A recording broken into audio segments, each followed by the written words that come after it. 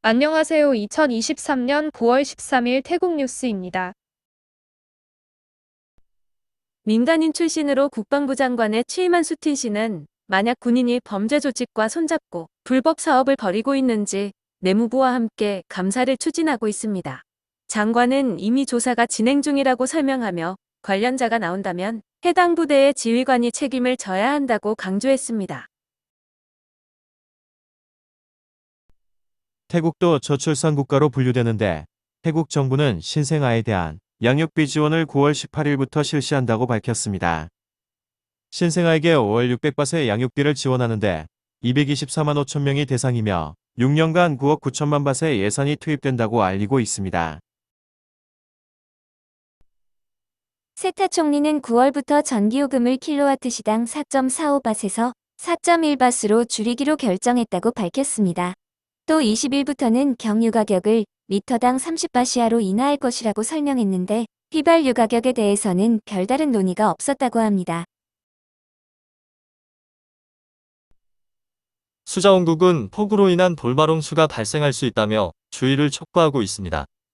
우기 막바지에 들어간 태국은 연일 많은 비가 내리고 있는데 나라티와과 나콩파넌, 산타부리와 치앙마이, 무라투와 피리칸과 식무리, 치앙마이와 치앙마이, 매용성과 남파, 딱과 넝카이, 야소통과 암나절은 우돈타니와 우볼라 차타니, 근강과 깐짜나 부리지방의 우나병과 아천, 저지대 주민들은 홍수에 대비해야 한다고 설명했습니다.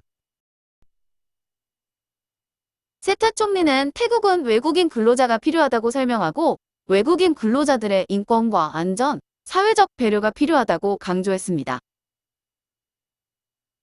또 최저임금 인상과 관련해서는 올해 하루 400바트로의 인상을 목표로 하고 있다고 설명했습니다. 12일 새벽 라오스에서 규모 4.1의 지진이 발생했습니다. 진원지에서 94km 떨어진 치앙라이에서도 흔들림이 느껴졌는데 지진으로 인한 피해 보고는 없었습니다. 수리야 교통부 장관은 국회에서 수도권 전철 전도선의 20밭 요금 정책을 추진하고 있다고 밝혔습니다. 장관은 약 6개월의 준비 과정이 소요될 것으로 이후 즉시 정책이 실시될 수 있다고 설명했습니다. 총선 직후 헌법재판소에는 까오클라이당을 포함한 3개 정당에 대해 국가를 전복하려 한다는 이유로 해산 청원이 접수되었었습니다. 하지만 오늘 헌재는 국가 전복을 추구한다는 뚜렷한 증거나 상황이 발견되지 않았다면서 청원을 기각했습니다. 스타 총리는 내년 1월 1일부터 공무원에 대한 급여 지급 방식을 현재 5월 1회에서 5월 2회로 변경한다고 밝혔습니다. 급전이 필요한 공무원들이 돈을 빌리지 않게 하기 위한 조치라고 설명하고 있습니다.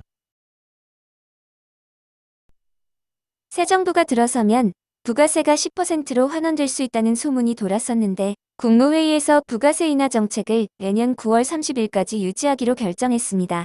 태국의 부가가치세도 원래 10%가 부과되었었지만 2010년 10월부터 내수 경기 활성화를 위해 한시적으로 인하했는데 이것이 13년째 유지되고 있습니다.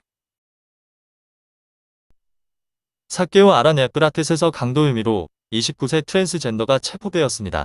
검거된 용의자는 데이트 앱을 통해 만난 남성을 상대로 몰래 수면제를 먹인 후 현금과 휴대전화, 오토바이 등 20만 바 상당의 금품을 가지고 달아났었다고 합니다.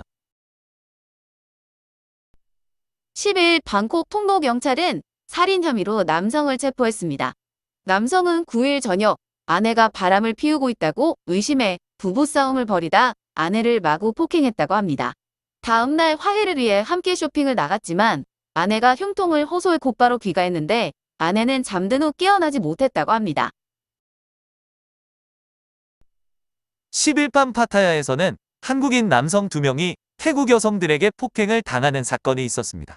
목격자에 따르면 술에 취한 한국인 남성들이 걸어가던 중 태국 여성 무리를 발견하고 장난으로 맥주를 뿌렸는데 화가 난 여성들이 달려들어 2명을 마구 폭행 후 사라졌다는 것입니다. 13일 오후 5시경 문타부리 무앙 지역의 주유소에 흉기를 든 강도가 들어 1만 밭을 강탈당하는 사건이 있었습니다.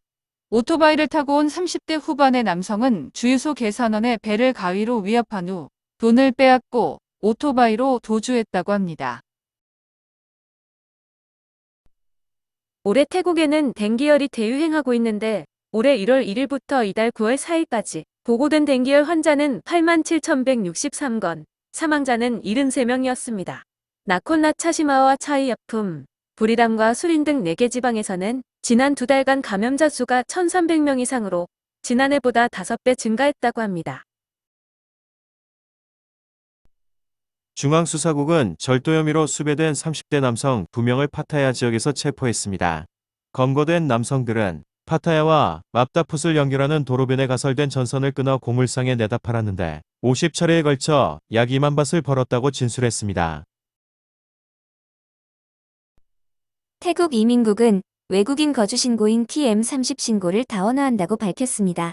주택의 소유자나 숙박시설에 외국인이 머물 경우 관할 이민국으로 24시간 내에 신고하도록 의무화되어 있는데 위반 시 벌금이 부과됩니다. 이민국은 이민국 직접 방문 외에도 이메일, 온라인을 통한 신고도 가능하도록 15일부터 시행한다고 설명했습니다. 치앙라이 국경 순찰대는 파무앙 지역의 미얀마 국경 인근 숲에서 미립 북한 5명의 중국인을 발견해 체포했습니다. 검거된 중국인들은 라오스에서 7개월간 요리사로 일했지만 월급을 받지 못하자 배를 타고 태국으로 넘어왔으며 다시 미얀마로 넘어가기 위해 산길을 걷고 있었다고 진술했습니다. 옷가게를 운영하는 26세 여성은 파타야 시장의 주차장에 차를 주차했다가 14,000바트를 도난당하는 피해를 입었다고 합니다. 차량을 주차해둔 밤사이 누군가가 차량 유리를 깨고 돈을 훔쳐갔다고 여성은 경찰에 신고했습니다. 태국 SNS에는 수완 납품공항에 무빙워크로 이동 중이던 외국인 여성의 신발이 기계에 빨려 들어간 영상이 게시되었습니다. 다행히 기계는 곧바로 작동을 멈췄는데 여성의 신발끈이 기계 속으로 빨려 들어간 것으로 알려졌습니다. 얼마 전에는 분무안 공항의 무빙워크의 발판 밑으로 50대 여성의 발이 빨려 들어가면서 다리가 절단되는 사고가 있었습니다.